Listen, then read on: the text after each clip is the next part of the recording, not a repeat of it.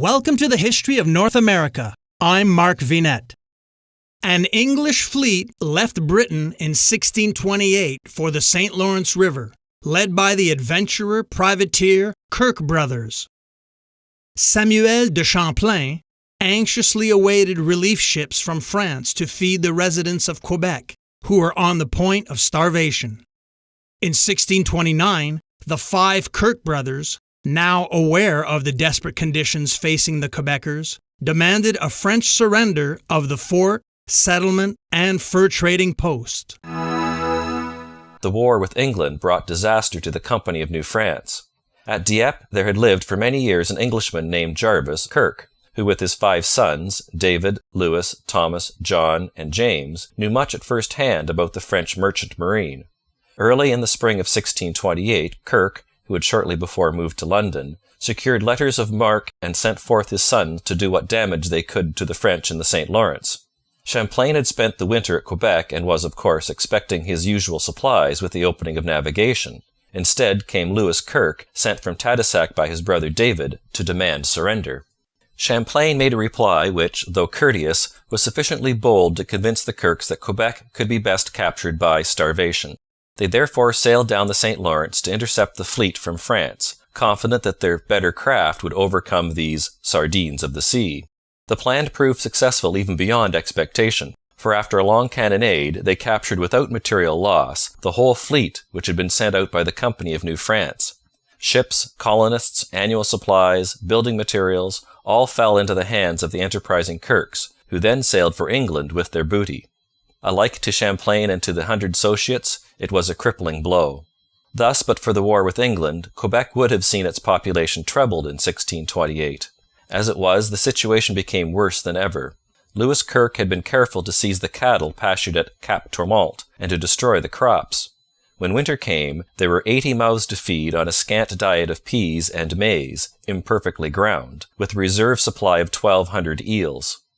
Towards spring, anything was welcome, and the roots of Solomon's seal were esteemed a feast. Champlain even gave serious thought to a raid upon the Mohawks 300 miles away, in the hope that food could be brought back from their granaries. Finally, on the 19th of July, 1629, Louis Kirke returned with a second summons to surrender. This time only one answer was possible, for to the survivors at Quebec the English came less in the guise of foes than as human beings who could save them from starvation. Champlain and his people received honourable treatment and were promised a passage to France. We need not dwell upon the emotions with which Champlain saw the French flag pulled down at Quebec. Doubtless it seemed the disastrous end of his life work, but he was a good soldier and enjoyed also the comforts of religion. A further consolation was soon found in the discovery that Quebec might yet be reclaimed. 10 weeks before Champlain surrendered, the two countries were again at peace, and the Treaty of Suza embodied a provision that captures made after the treaty was signed should be mutually restored. This intelligence reached Champlain when he landed in England on the homeward voyage. It is characteristic of the man that before going on to France, he posted from Dover to London and urged the French ambassador that he should insistently claim Quebec. As a result of the war, Canada and Acadia were both in the possession of England. On the other hand, the dowry of Henrietta Maria was still, for the most part, in the treasury of France. When one remembers that 1628 saw Charles I driven by his necessities to concede the petition of right, it will be readily seen that he desired the payment of his wife's dowry. Hence Richelieu, whose talents in diplomacy were above praise, had substantial reason to expect that Canada and Acadia would be restored. The negotiations dragged on for more than 2 years, and were complicated by disputes growing out of the captures made under letter of marque. When all was settled by the Treaty of Saint-Germain-en-Laye, March 1632, Quebec and Port Royal became once more French, to the profound discontent of the Kirkes and Sir William Alexander, but with such joy on the part of Champlain as only patriots can know who have given a lifelong service to their country. Alexander had received grants from the British Crown in 1621 and 1625, which covered the whole coast from St. Croix Island to the St. Lawrence. Having regained Canada, Richelieu was forced to decide what he would do with it. In certain important respects, the situation had changed since 1627, when he founded the Company of New France. At this period, the largest interest in European politics was the rivalry between France and the House of Habsburg, which held the thrones of Spain and Austria.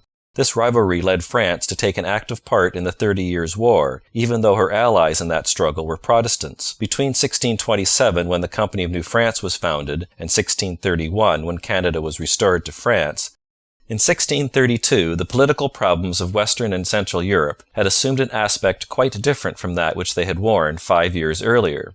More and more France was drawn into the actual conflict of the 30 Years' War, impelled by a sense of new and unparalleled opportunity to weaken the House of Habsburg.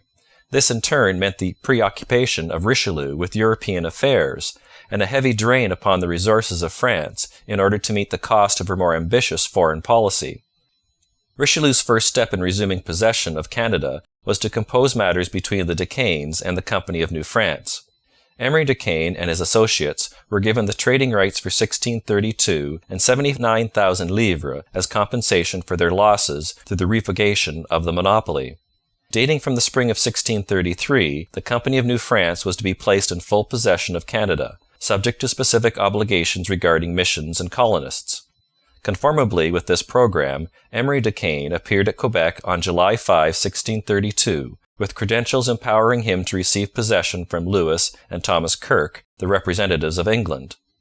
With de Caen came Paul Lejeune and 2 other Jesuits, a vanguard of the missionary band which was to convert the Indians. "We cast anchor," says Lejeune, "in front of the fort which the English held.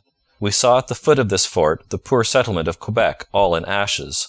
The English who came to this country to plunder and not to build up, not only burned a greater part of the detached buildings which Father Charles Lemont had erected, but also all of that poor settlement, of which nothing is now to be seen but the ruins of its stone walls."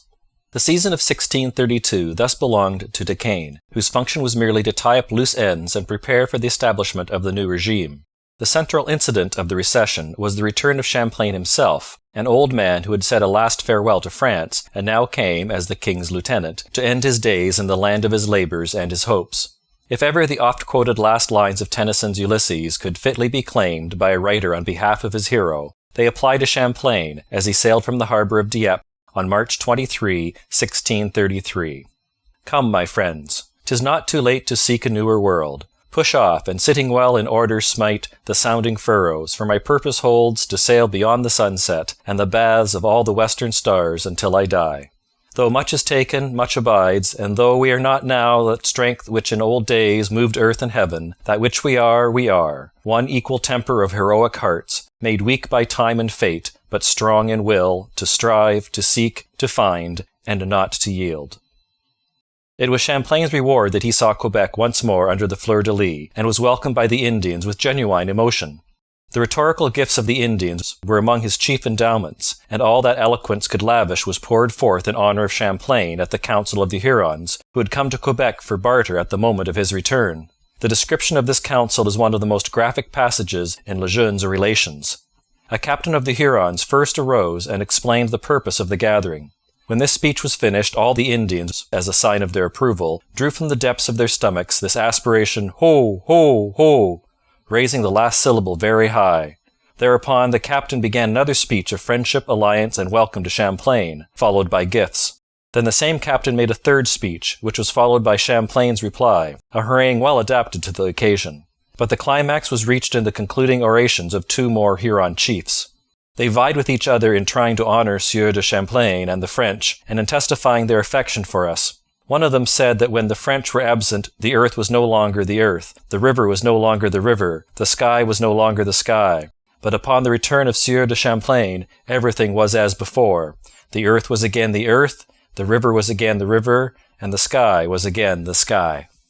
Thus welcomed by the Indians, Champlain resumed his arduous task. He was establishing Quebec anew, and under conditions quite unlike those which had existed in 1608. The most notable difference was that the Jesuits were now at hand to aid in the upbuilding of Canada. The Quebec of de Monts and de Caen had been a trading post, despite the efforts of the Récollets and Jesuits to render it the headquarters of a mission. Undoubtedly, there existed from the outset a desire to convert the Indians, but as a source of strength to the colony, this disposition effected little until the return of the Jesuits in 1632.